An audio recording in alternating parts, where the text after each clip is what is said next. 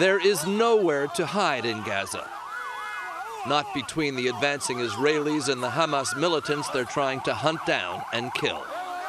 These people had taken refuge in a school run by the UN. It was no refuge.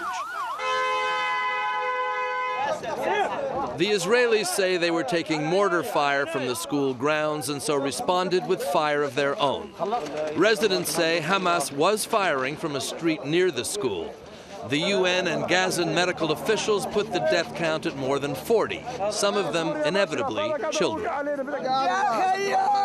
We have the tragedy of the deaths last night in one of our schools where people had come fleeing the conflict, hoping for safety, and now they're dead. Hamas may be hiding among the people, but it is the people who are paying the price. Israeli explanations are of little consequence to them.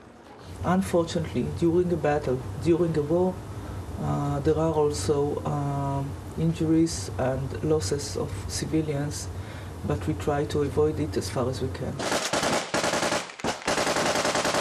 The Israelis later say they found the remains of a Hamas mortar crew at the school and have released their own camera footage of the close-range fighting over the past day.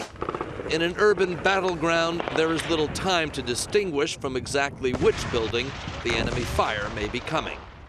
Israel entered this conflict saying it wanted to change the situation in Gaza, not necessarily change the regime. But Hamas resistance may be forcing Israel's hand.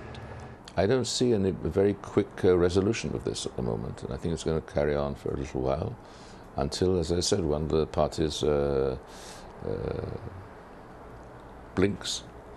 And I don't think it's going to be Israel. The Israelis say that only they can know when they've done enough damage to Hamas that they can stop. But they're fighting another enemy now, too, growing international outrage at the terrible toll this operation is taking in innocent lives. And so the furious diplomacy has continued. French President Sarkozy tried to get one of Hamas's sponsors, President Bashar Assad of Syria, to pressure Hamas to agree to stop firing its rockets into Israel. But Assad refused, and the rockets kept coming, one landing a full 25 miles inside Israel.